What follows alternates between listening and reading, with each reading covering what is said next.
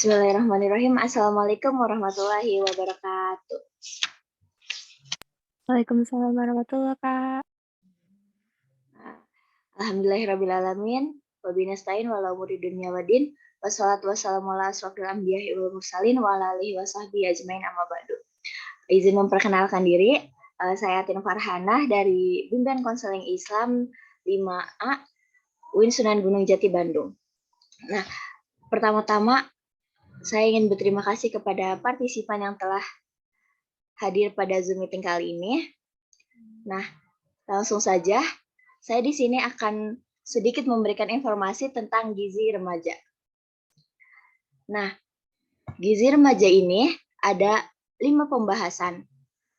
Yang pertama ada gizi remaja, yang kedua ada tumpeng gizi, yang ketiga ada pola hidup bersih dan sehat, yang keempat ada pola hidup aktif dan olahraga, yang kelima ada permasalahan gizi remaja. Nah, kita ke pembahasan pertama dulu ya. Yang pertama gizi remaja. Nah, ada yang tahu nggak sih gizi seimbang itu apa? Belum tahu, Kak. Nah, karena belum tahu, kita langsung aja ya. Nah, gizi seimbang. Gizi seimbang menurut Kemenkes Republik Indonesia 2014 merupakan pola konsumsi gizi yang terkandung dalam makanan sesuai kebutuhan individu dan memperhatikan prinsip gizi seimbang. Masa remaja membutuhkan asupan gizi seimbang guna mengoptimalkan tumbuh kembang sekaligus menunjang pemantapan optimal yang membutuhkan asupan gizi optimal. Nah, gizi seimbang juga penting untuk mencegah penyakit atau penurunan kondisi kesehatan akibat perubahan sel-sel tubuh yang akhirnya mempengaruhi fungsi organ secara menyeluruh seperti diabetes, jantung, ginjal, kanker, osteoporosis, dan sejumlah penyakit kronis lainnya. Kemudian, kebiasaan mengonsumsi gizi seimbang pada usia remaja mengurangi resiko terkena penyakit di masa dewasa. Hal ini terjadi disebabkan kebiasaan makanan sejak anak-anak dan remaja akan terbawa sampai dewasa. Oleh karena itu, remaja membutuhkan kecukupan gizi untuk mendukung tingginya aktivitas sehari-hari. Nah, karena itu, remaja dianjurkan mengkonsumsi makanan yang bergizi sebanyak 3 kali sehari, yaitu pagi, siang, dan malam. Selanjutnya, kita ke pembahasan kedua ya. Tumpeng gizi. Nah, apa sih tumpeng gizi itu? Tumpeng gizi seimbang merupakan pedoman gizi yang diperkenalkan oleh pemerintah sejak tahun 2014. Pedoman ini untuk mengganti prinsip 4 sehat 5 sempurna yang sudah tidak lagi relevan dengan kebutuhan gizi individu saat ini. Nah, tumpeng gizi seimbang terdiri dari 4 prinsip. Yang pertama, konsumsi makanan beragam. Yang kedua, membiasakan perilaku hidup bersih. Yang ketiga, melakukan aktivitas fisik. Dan yang terakhir, mempertahankan serta memantau berat badan dalam batas normal. Nah, kemudian di sini ada gambaran tumpeng gizi seimbang. Nah, ini adalah gambaran tumpeng gizi seimbang. Tumpeng gizi seimbang merupakan adaptasi dari piramida gizi seimbang yang menjadi standar WHO, yang dimana setiap gambar berisi gambaran sederhana pola gizi seimbang yang tidak hanya terpaku dengan perilaku hidup bersih dan sehat, serta memantau berat badan turun. Untuk memenuhi gizi seimbang, kita harus mengonsumsi beragam makanan. Beragam berarti setiap satu porsi makanan mengandung karbohidrat, protein, lemak, dan mineral. Nah, bisa dilihat ya gambarannya itu. Gambarannya semakin ke atas semakin mengecil. Itu menunjukkan porsi makanan yang lebih sedikit. Pada setiap kelompok jenis pangan yang digambarkan jumlah porsi yang dianjurkan untuk konsumsi dalam sehari. Nah, seperti itu ya bisa dilihat. Dan di sini ada hidup bersih. Hidup bersih itu seperti mencuci tangan, kemudian ada aktivitas fisik itu seperti olahraga, kemudian ada memantau berat badan, gitu. Nah, selanjutnya ke pembahasan yang ketiga, yaitu pola hidup bersih dan sehat. Nah, apa sih pola hidup bersih dan sehat itu? Nah, pola hidup bersih dan sehat merupakan segala perilaku yang dilakukan atas kesadaran individu maupun keluarga dalam rangka mencapai kehidupan yang sehat. Ada 10 pesan perilaku hidup bersih dan sehat. Nah, apa sih 10 pesannya itu? Yang pertama ada mengonsumsi makanan sesuai pedoman tumpeng gizi seimbang. Yang kedua, mencuci tangan menggunakan sabun dan bilaslah pada air mengalir sebelum dan sesudah makan. Yang ketiga, perhatikan kebersihan tempat pengolahan makanan dan minuman. Yang keempat, makan di tempat bersih dan pastikan makanan yang dikonsumsi benar-benar sudah matang. Yang kelima, selalu memperhatikan tanggal kadaluarsa dalam setiap makanan dan minuman dengan mengecek label pada setiap kemasan. Yang keenam, olahraga yang teratur. Yang ketujuh, menggunakan jamban dan air yang bersih. Yang kedelapan, tidak merokok. Dan yang sembilan, membiasakan untuk membuang sampah pada tempatnya. Dan yang terakhir, memerantas jentik-jentik. Nah, 10 pesan ini harus kita pahami ya, dan harus diterapkan di kehidupan kita sehari-hari untuk menjaga pola hidup bersih dan sehat. Kemudian, poin yang keempat, yaitu pola hidup aktif dan olahraga. Nah, pola hidup aktif dan olahraga, anjuran untuk melakukan aktivitas fisik atau berolahraga dalam tumpeng gizi seimbang tadi minimal 3 kali seminggu. Pola hidup aktif dan olahraga berfungsi meningkatkan kebugaran, mendongkrak kinerja tubuh, dan meningkatkan fungsi otak. Selain itu, pola hidup aktif dan olahraga membantu mengontrol berat badan, menurunkan tekanan darah, meningkatkan kolesterol baik, menurunkan resiko diabetes, dan beberapa jenis kanker, dan mengoptimalkan tubuh kembang remaja. Kemudian yang kelima, permasalahan gizi remaja. Nah, apa saja sih permasalahan gizi remaja itu? Permasalahan gizi pada remaja biasanya ialah kebiasaan tidak sarapan pagi. Sarapan merupakan poin paling penting dalam pemenuhan kebutuhan gizi remaja. Setelah proses metabolisme yang terjadi dalam tubuh setelah tidur 8-10 jam, melewatkan sarapan pagi akan menurunkan kadar gula darah dalam tubuh. Kondisi ini akan merasakan gejala seperti menurunnya suhu tubuh, pusing, lemas, dan menurunnya konsentrasi.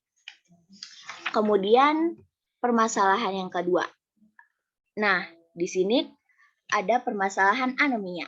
Anemia pada remaja berkaitan dengan menstruasi yang dialami sehingga berakibat berkurangnya asam folat dan zat besi yang kurang baik. Gejala anemia ditandai dengan pusing, pandangan berkunang-kunang, lemah, letih, lesu, lelah, lunglai, serta berkonsentrasi hingga mudah lupa. Nah, jadi saat menstruasi bagi remaja, kita harus menjaga tubuh kita agar tidak berkunang-kunang dan sebagainya. Nah, kemudian di sini ada sedikit mitos dan fakta nih. Buat teman-teman nih, ada yang tahu nggak sih mengonsumsi makanan manis seperti coklat maupun es krim dapat meredakan stres? Ini mitos atau fakta? Sok teman-teman, ada yang tahu nggak? Mitos. Nah, jawabannya ya benar. Ini mengonsumsi makanan apa tadi jawabannya? Aku Mitos. tim fakta, Kak. Aku tim fakta. Dio tim fakta. Nah, jawabannya adalah fakta ya. Nah, kenapa fakta? Karena karbohidrat atau gula yang terkandung dalam coklat maupun es krim dapat menekan produksi hormon kortisol atau hormon stres. Sehingga dalam kondisi stres direkomendasikan mengonsumsi makanan manis namun tetapi dalam porsi secukupnya atau tidak berlebihan. Nah, jadi di sini udah jelas ya bahwa mengonsumsi yang manis itu fakta untuk meningkatkan, kalau zaman sekarang mah mood lah gitu ya. Nah, yang kedua nih, cara menurunkan berat badan paling efektif adalah dengan tidak mengonsumsi karbohidrat, roti, mie, nasi, dan kentang, dan lain-lain. Ini mitos atau fakta? Ayo, siapa? Gimana mitos atau fakta nih teman-teman? Mitos. Dio. Kalau kata Dio, mitos. Nah, benar. Nah, kenapa mitos? Karena dalam masa pertumbuhan remaja membutuhkan asupan karbohidrat yang bersumber dari padi-padian, buah, gandum, dan sayur. Karbohidrat merupakan sumber energi utama tidak hanya bagi tubuh namun juga bagi otak dan saraf sehingga diet tentu berbahaya bagi tubuh. Nah, jadi kalau yang masih remaja nih, kita nih nggak boleh kebanyakan diet ya guys. Nah, ini untuk mitos atau fakta yang terakhir. Mitos atau fakta, makan malam membuat gendut. Mitos. Ya, benar. Nah, makan Kalau malam. jawabannya ragu-ragu ada gak, Kak? Kenapa? Kenapa ini? Enggak, Kak, aku gak tahu jawabannya, Kak. Dia gak tahu jawabannya. Nah, makan malam membuat gendut. Ini jawabannya adalah mitos. Nah, karena makan malam tidak menyebabkan tubuh menjadi gemuk, melainkan kegemukan bisa saja terjadi apabila makanan yang dikonsumsi tinggi kalorinya. Nah, di garis bawah ya, tinggi kalorinya. Kemudian tinggi lemak, melebihi kebutuhan gizi individu, maupun tidak memberi jeda makan minimal 1 jam sebelum tidur. Jadi, jangan makan sebelum tidur, minimal harus ada jeda ya. Nah, mungkin mitos atau faktanya hanya 3 aja ya teman-teman. Tapi itu insya Allah bermanfaat lah ya. Jadi kita tahu gitu tuh mana yang mitos, mana yang fakta. Sedangkan banyak itu kan mitos dan fakta yang masih belum banyak orang yang tahu gitu kan. Nah, mungkin itu saja yang bisa dapat saya sampaikan. Mohon maaf atas kekurangannya. Di sini apa ada yang ingin bertanya? Aku, Kak, mau bertanya. Silahkan. Ya, izin bertanya ya. Kan zaman sekarang remaja itu banyak banget yang menyukai kayak bubble tea, junk food, dan lain sebagainya. Itu baik nggak sih buat gizi remaja seperti kita-kita ini gitu? Oh, iya. Emang pada zaman sekarang ini gitu ya, remaja banyak banget ya yang menggemari kayak junk food, soft food, terus bubble tea, Thai tea gitu kan. Nah, apa sih itu tuh baik nggak sih bagi pertumbuhan remaja gitu ya? Jadi junk food, soft drink, bubble drink, atau milk tea, boba, dan sejenisnya masih bisa dikonsumsi dengan syarat. Nah, jadi ada syaratnya nih ya guys, teman-teman. Yang pertama, maksimal dikonsumsi 1 bulan sekali. Nah, harus 1 bulan sekali ya. Dan yang kedua, mengonsumsi pada pagi atau siang hari sehingga memungkinkan makanan diolah menjadi energi yang akan terpakai untuk aktivitas. Yang ketiga, mengimbangi dengan konsumsi serat dengan cukup yang berasal dari sayur dan buah dalam pola makan sehari-hari. Jadi, tetap harus makan sayur yang rutin ya guys. Dan yang terakhir, disertai aktivitas fisik cukup dengan cara rutin berolahraga. Jadi kita harus mengimbangi nih, olahraga iya gitu kan, makan sayur iya. Nah, makan junk food juga boleh, asalkan harus sesuai porsinya gitu. Bisa dimengerti atau bisa dipahami? Gimana? Iya, Kak, makasih ya. Terima kasih kembali. Nah, baik. Mungkin ada lagi? Kak Dio, izin bertanya boleh? Boleh. Berarti kalau misalnya kita makan malam itu nggak apa-apa kan ya, Kak? Soalnya kakakku sering bilang katanya jangan makan malam nanti kamu gendut gitu. Padahal kan nggak apa-apa ya, Kak. Aman kan? Oh iya, aman kok asalkan ada jeda sebelum tidur gitu. Jadi jangan habis makan langsung goleran, langsung tidur. Nah, itu yang ngebuat nggak baik bagi pertumbuhan remaja gitu atau bagi pertumbuhan kita. Jadi boleh aja makan asalkan kita ada jarak sebelum tidur. Jadi nggak apa-apa ya teman-teman. Gimana, bisa dipahami? Iya bisa ya. Iya Kak, makasih Kak. Kak, berarti kalau misalnya kita udah makan malam-malam nih, misalkan jam 10. Udah gitu berarti kita nanti tidurnya jam 11-nya gitu. Kan sebenarnya bagi remaja kan ada ini kan, ada jam waktu untuk tidurnya nih. Dari remaja itu harus tidur tuh minimal 8 sampai 10 jam. Jadi bisa dikira-kira aja ya, dan gak baik juga tidur malam-malam. Jadi jam 9 tuh harusnya sudah tidur gitu ya. Jadi gak baik sih sebenarnya gitu. Cuman untuk jaga-jaga aja ya, jangan tidur malam dan jangan makan terlalu malam gitu. Takutnya nggak baik bagi pertumbuhan remaja. Begitu, bagaimana? Oh iya. Makasih ya Kak. Iya, sama-sama. Nah, mungkin di sini ada yang ingin bertanya lagi? Izin bertanya Kak.